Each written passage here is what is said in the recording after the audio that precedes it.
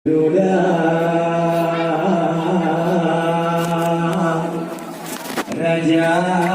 di Raja.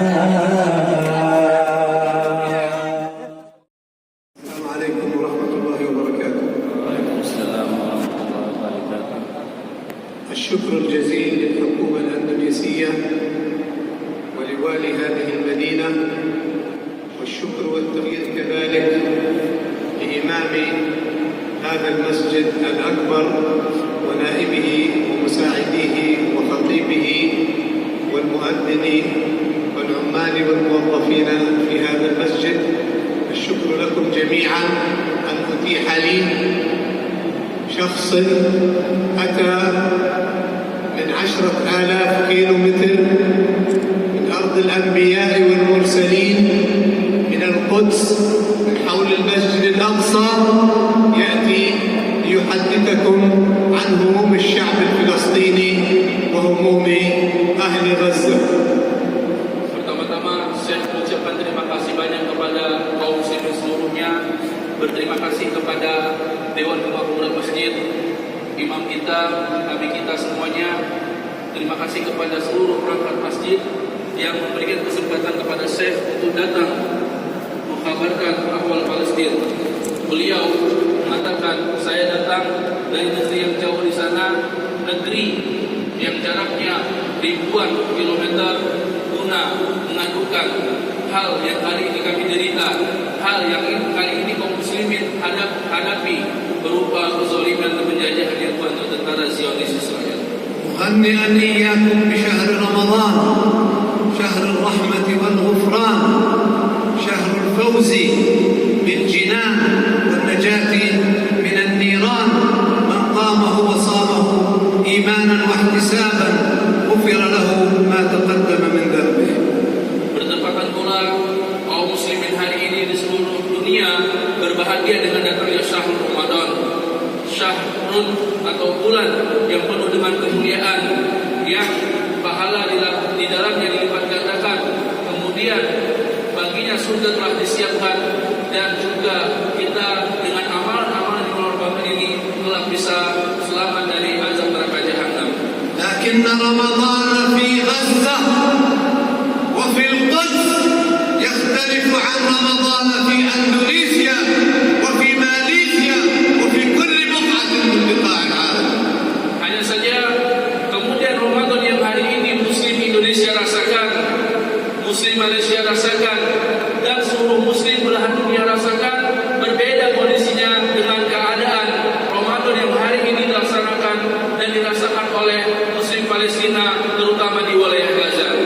أنتم تتسحرون وتفطرون على صفارات التنبيه في بلادكم، هدوء وسكينة واستقرار، ولكن Ketika kita kaum muslim Indonesia di sini menghadapi sahur kita, melakukan iftar kita, buka puasa kita, mendengarkan suara sirene menunggu waktu berbuka dengan tenang, dengan rasa aman dan tentram, akan tetapi ولكن أهل غزة يتسحرون ويفطرون على صوت المدافع وصوت الطائرات وصوت القذائف والرصاص عندما يكونوا يأكلون ويتناولون طعامهم.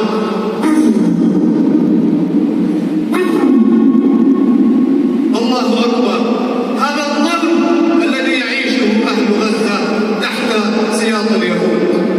tetapi kaum muslimin di Gaza terutama dan sekitar wilayah Palestina menghadapi puasa mereka, sahur mereka, buka puasa mereka dengan dentuman suara roket, serangan suara-suara rudal yang ditembakkan oleh tentara Zionis Yahudi.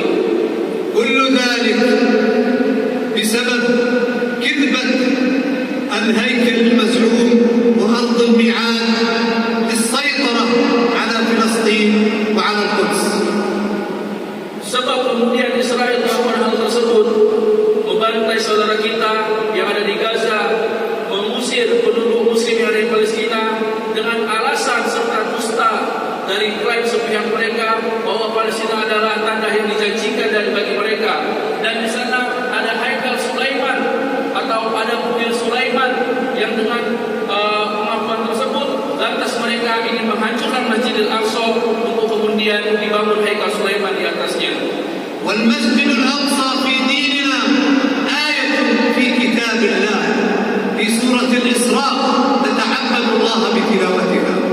Dan Masjid Aqsa bagi kita sebagai seorang muslim bagian dari Al-Quran yang senantiasa kita membacanya dan beribadah dengan bacaan Masjid Aqsa dalam Al-Quran tersebut. وهو ثاني مسجد بني في الأرض. Dan Masjid Aqsa adalah masjid kedua yang Allah perintahkan untuk dibangun oleh Nabi Adam. وثالث المساجد التي تشد إليها الرحال. Dan kemudian menjadi masjid ketiga yang kaum muslimin dianjurkan untuk melakukan perjalanan ke sana setelah Masjidil Haram dan Masjid Nabawi. وهو أرض الطائفة المنصورة في بيت المقدس وأكناف بيت المقدس كما أخبر النبي صلى الله عليه وسلم. Dan sebagaimana juga Nabi Muhammad mengkabarkan bahwasanya tanah Baitul Maqdis adalah tanah tempat munculnya Taifah Mansurah, yaitu kelompok yang di akhir zaman nanti akan memenangkan peperangan umat Islam dengan golongan-golongan orang kafir. وتمت فيه رحلة الإسراء والمعراج التي يتميز بها عن غيره من كل مساجد الكرة الأرضية. Dan kemudian Masjid Aqsa Allah pilih sebagai tempat Rasulullah Mi'raj menuju langit, menuju Sidratul Muntaha, yang itu merupakan keutamaan yang bahkan tidak dimiliki oleh Masjidil Haram dan Masjid Nabawi. وهو أرض المحشر والمنشر قبل يوم القيامة. Dan begitu juga kelak manusia akan berkumpul dan dimasyarkan di tanah Masjidil Aqsa. والصلاة فيه ب500 صلاة. Yang sholat di dalamnya akan mendapatkan 500 kali lipat ganjaran daripada sholat di selain masjid tersebut. إذا المسجد الأقصى ليس كمسجد الاستقلال في جاكرتا أو مسجد محمد الخامس في المغرب أو المسجد الأزهر.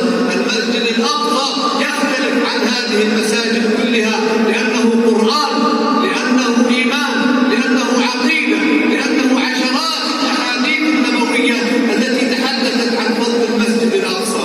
Karena itulah perkara Masjid Al-Aqsa bukan seperti masjid-masjid yang ada hari ini, tidak seperti Masjid Istiqlal di Jakarta atau masjid yang ada di Maghrib atau masjid-masjid lain, karena keutamaan Masjid Al-Aqsa telah disebutkan dalam Al-Quran dan hadis-hadis Nabi. Perkara Masjid Al-Aqsa adalah berkaitan dengan ibadah kita, berkaitan dengan agama kita, dan berkaitan dengan akidah kita sebagai seorang muslim. نحن أهل فلسطين أخرجنا من فلسطين من القدس وعلى أهل القدس من أجل كتبة الهيكل المزعوم وكتبة أرض الميعاد التي يعتقد بها اليهود. Dan saya pribadi sebagai putra Palestina diusir dari negeri saya sendiri, diusir dari tanah Palestina karena pengakuan dan klaim dusta yang dilakukan oleh tentara Zionis dengan pengakuan tanah yang dijanjikan juga Haikal Sulaiman sebagaimana yang disebutkan tadi. لكن المسجد الأقصى ليس لأهل فلسطين ولا للعرب الذي حرره من الصليبيين صلاح الدين الكردي وهو ليس بعربي. Akan tetapi perkara Masjid Aqsa hakikatnya bukanlah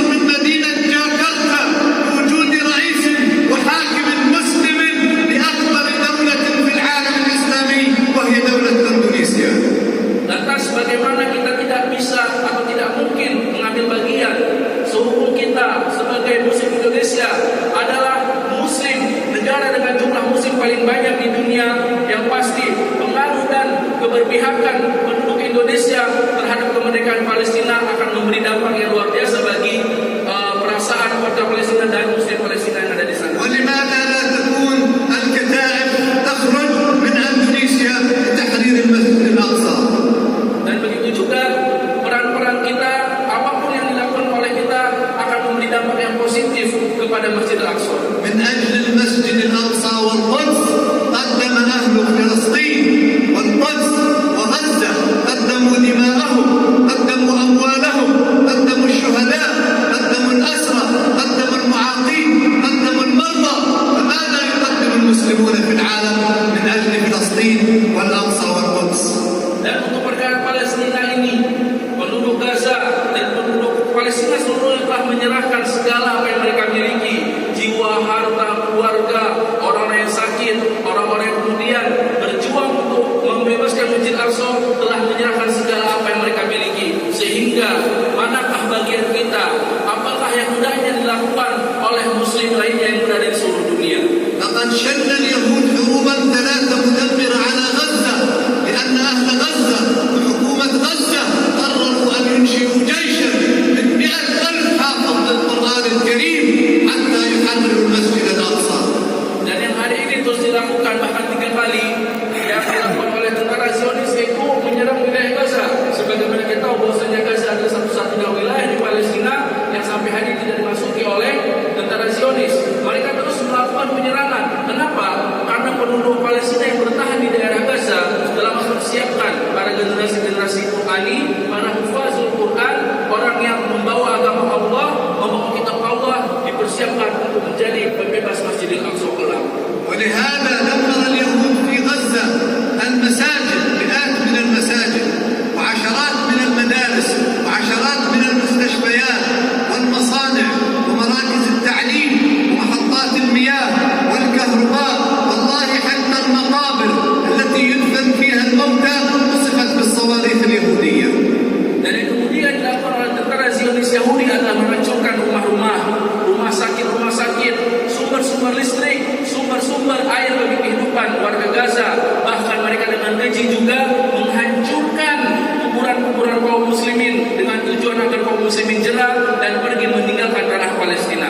وكذلك خلفت هذه الحروب عشرات الآلاف من المعاقين ومن المرضى ومئات الآلاف من الأيتام وعشرات الآلاف من الأسرى، كلهم لأنهم قالوا نحن سنحرر القدس والمسجد الأقصى.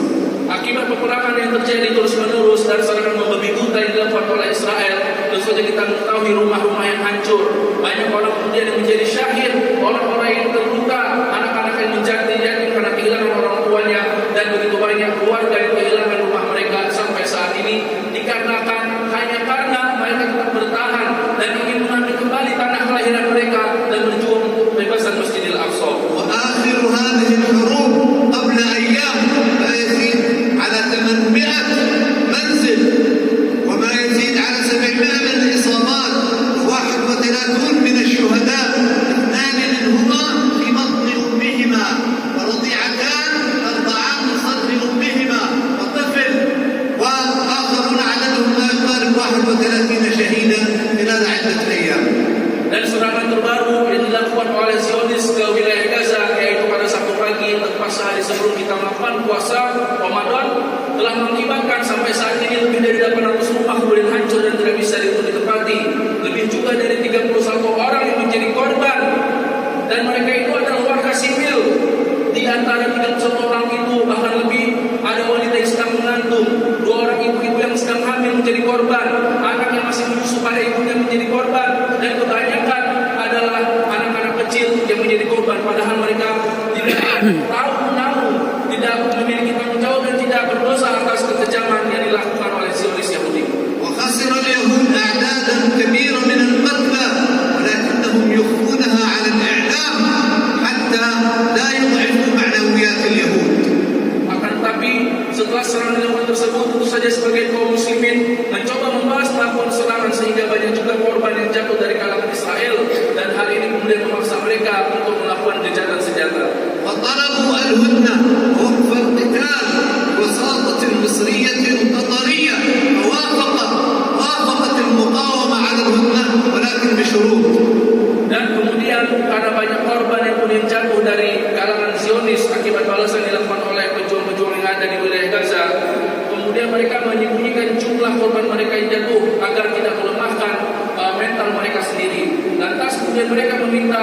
gencatan senjata, akan tetapi gencatan senjata ini diberi syarat oleh para kaum muslimin yang ada di Gaza. Di antara syarat tersebut adalah قالوا لن يقف القتال بدون شروط، وهذه الشروط تسهيل العبور على المعابر، تسهيل الاستيراد والتصدير، وأيضا توسيع مساحة الصيد في البحر، وأيضا زيادة ساعات الكهرباء لأنها تنقطع ما يزيد على 16 ساعة، والاعتناء بمحطات التنقية والمياه.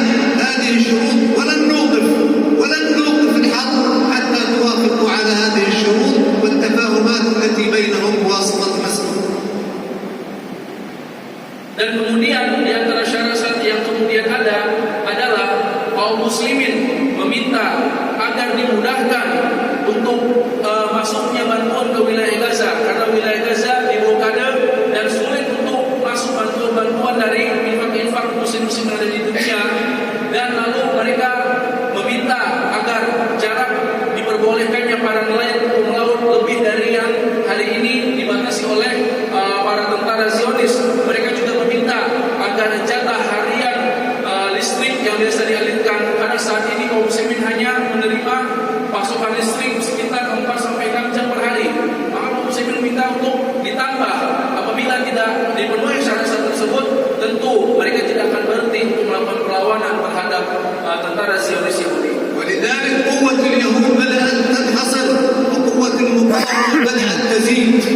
Karena itulah, melihat keadaan ini, alhamdulillah dengan bantuan yang terus-menerus kita lakukan serta keikutsertaan kita, dukungan positif dari kaum muslimin di dunia, membuat semangat pejuang-pejuang yang ada di Palestina terus bertambah, dan lama-kelamaan Israel menjadi lemah dan takut akan kekuatan yang terus terhimpun dari seluruh muslim dunia atas kemerdekaan Al-Aqsa. ومطلوب من المسلمين أن يستمروا في مساعدة إخوانهم في غزة في القدس على الصمود حتى تبقى حاضنة الجهاد والمقاومة قوية ضد اليهود. Dan kemudian karena itulah jangan pernah sampai kita berhenti melupakan saudara-saudara kita yang berada di Al-Aqsa. Doa kita, keikutsertaan kita, berdirinya kita di barisan para pembela Al-Aqsa, di barisan para orang-orang yang mengaku sebagai muslim yang membela hak-hak saudara muslim, yang akan terus membuat kaum muslimin di sana mendapatkan motivasi, support, serta dukungan yang akan membuat mereka terus bertahan memerdekakan Masjid Al-Aqsa yang hakikatnya adalah milik seluruh umat di dunia ini. وأنا أبشر أهلي في فلسطين والقدس بأن وراءهم شعوبا في أندونيسيا وغيرها من بلاد المسلمين يقفون معهم، لن يخذلوهم، لن يتركوهم وحدهم حتى يتم تحرير المسجد الأقصى والقدس وفلسطين من أيدي الغاصبين. Dan aku saya mengatakan terus memberi kabar kepada saudara-saudara di Gaza dan di Palestina bahwasanya penduduk Indonesia, muslim Indonesia, bahkan seluruh dunia tidak akan pernah berhenti untuk terus memberi dukungan baik materi dan materi, sehingga kaum muslimin di sana tidak merasa lemah, tidak merasa putus asa, tidak kemudian menjadi sedih seakan-akan tidak ada yang peduli kepada mereka. وفي الختام كلمة كاسي أنطق إمام المسجد، كلمة كاسي أنطق خطيب المسجد، مؤذن رمكاسي أنطق بابا بابا إيبو إيبو رمكاسي أنطق ورنتوا ورنتوا رمكاسي أنطق أنك أنك، وأقول في النهاية سمي جنبا ناقي المسجد الأقصى إن شاء الله. تكبير تكبير. السلام عليكم ورحمة الله وبركاته. Terakhir saya mengucapkan terima kasih ilahi hidayat taufik. Wassalamualaikum warahmatullahi wabarakatuh. Di seluruh kita nanti ada yang pakai rompi tunggu di pintu 2. Terima kasih. Bapak Ibu sekalian yang dimuliakan Allah Subhanahu wa taala, demikian penjelasan kesedihan